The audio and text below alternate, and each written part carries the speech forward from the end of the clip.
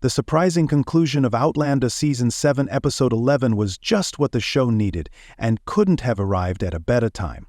After learning that Jamie had been lost at sea while returning to the Americas, Claire and Lord John Grey planned their wedding, which immediately took place at the beginning of the episode. These weddings were intended to prevent Claire from being arrested for spying. Claire was so distraught over Jamie that she didn't want to marry or continue living. Claire agreed to start a new life, though because if she had been arrested, so many loved ones would have gone down with her. Naturally, Claire's belief that Jamie was dead and that she had to continue on her own is not new to Outlander. The majority of the series has been devoted to the pair's fervent attempts to reunite after their frequent separations.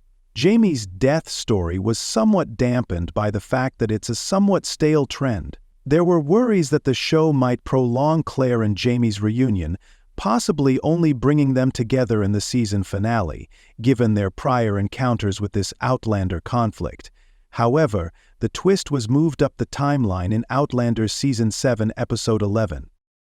Jamie's passing was only revealed in Outlander Episode 10 of Season 7.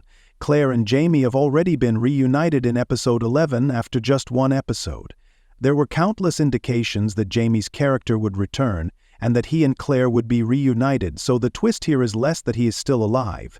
Rather, the unexpected element of this significant disclosure is how swiftly it occurred. Although this could have previously led to charges of a hurried plotline, Jamie's prompt return is a huge relief, given how frequently Outlander has reoccurred such conflicts. Claire and John spent most of Outlander Season 7, Episode 11, lamenting Jamie's passing. As the episode came to a close, it appeared as though they were finally making the first moves toward moving on. But in a matter of seconds, William learned the truth about his parents, Jamie rushed into the room, and a gang of redcoats rushed into the house with the intention of making an arrest. The Outlander Season 7 episode had a really thrilling conclusion, which is far more effective than having multiple episodes build to a cliched reunion. Although touching reunions have become the emotional mainstay of the Outlander series, Claire and Jamie's repeated separations have grown a little monotonous. The same is partially true of Diana Gabaldon's Outlander novels, although the recurrence of Claire and Jamie's story is much less obvious due to the on-screen format. On paper, Jamie's alleged death on the Utopia was a much longer struggle, but if it had continued this way on screen, the plot would have quickly become uninteresting. Rather, Outlander dived straight into the action, adding excitement to future tales.